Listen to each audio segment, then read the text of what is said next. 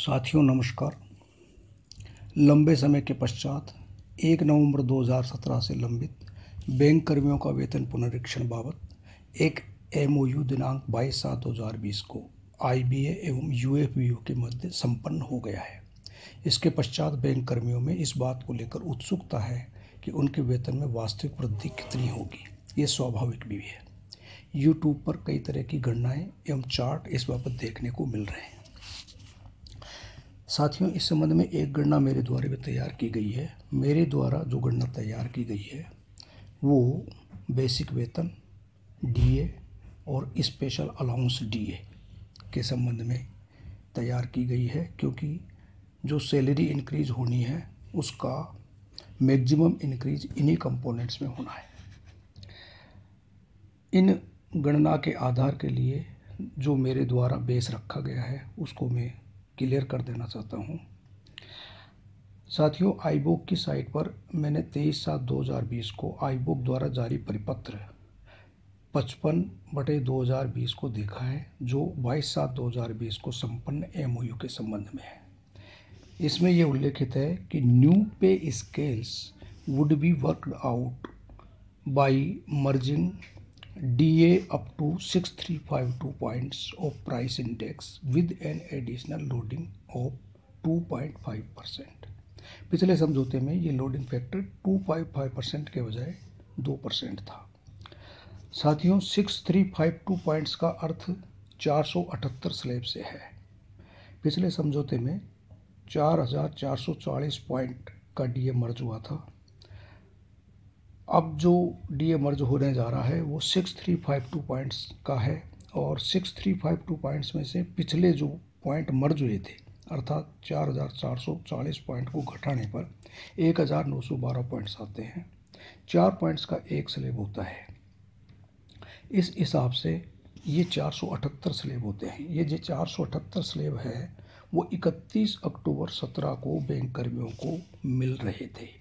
1 नवंबर 2017 से वेतन समझौता देय है, अर्थात 31 अक्टूबर 17 को जो स्लैब बैंक कर्मियों को मिल रहे थे वो मूल वेतन में मर्ज हो जाएंगे। जो मूल वेतन आपको मिल रहा है उसमें 478 स्लैब जोड़ने पर और उसके पश्चात 2.5% का लोड देने पर जो गणना आएगी वो आपका नया मूल वेतन होगा।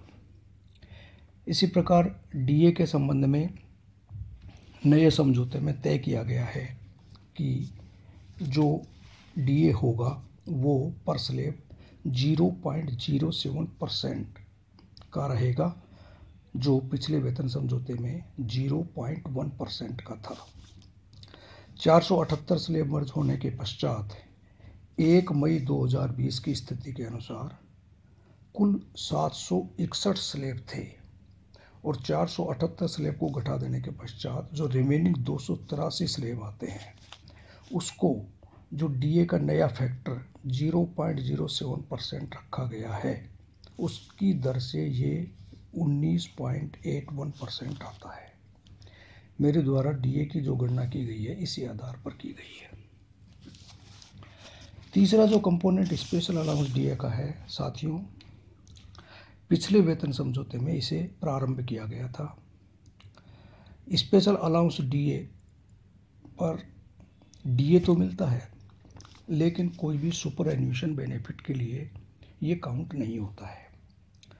अर्थात पेंशन के लिए, एनपीएस साथियों के एनपीएस कंट्रीब्यूशन के लिए, ग्रेचुइटी के लिए, कम्यूटेशन के लिए ये काउंट नहीं होता है।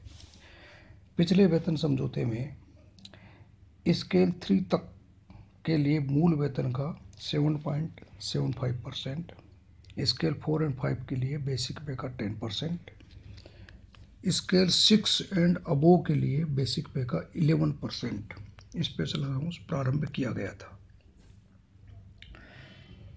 अब ये जो पुराना स्पेशल अलाउंस है, नए समझौते में इस अलाउंस को एज इट इज़ भी रखा जा सकता है, और ये भी हो सकता है कि जो नया स्पेशल अलाउंस ये प्रारंभ करें उसको इसके साथ मर्ज कर दिया जाए। अर्थात स्केल 3 तक 7.75% ओल्ड और 7.75% न्यू करके मूल वेतन का 15.5%, स्केल 4 एंड 5 के लिए मूल वेतन का 20% और स्केल 6 एंड अबव के लिए मूल वेतन का 22% स्पेशल अलाउंस प्रारंभ किया जा सकता है और इसको अलग अलग भी रखा जा सकता है। स्पेशल अलाउंस को बेसिक पे में मर्ज कर दिया जाएगा, इस संबंध में कोई स्थिति स्पष्ट नहीं की गई है। मेरे द्वारा जो गणना तैयार की गई है वो इस आधार पर तैयार की गई है कि पुराना special allowance as it is रखा जाएगा और नया स्पेशल अलाउंस भी पिछले समझौते के दरों के आधार पर ही, अर्थात स्केल 3 तक 7.75%, स्केल 4 एंड 5 के लिए 10% और स्केल 6 एंड अबव के लिए 11% की दर से रहेगा।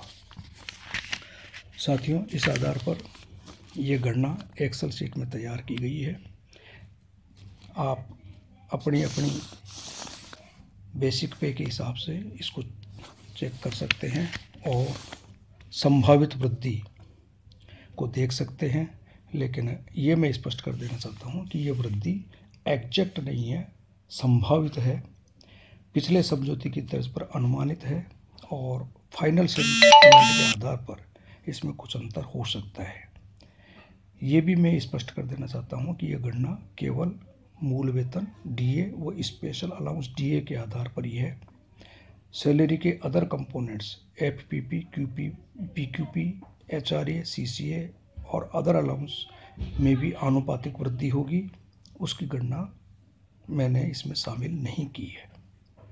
आप अपनी अपनी बेसिक पे के हिसाब से अपनी अपनी वेतन वृद्धि को इस एक्सेल शीट में चेक कर सकते हैं। धन्यवाद।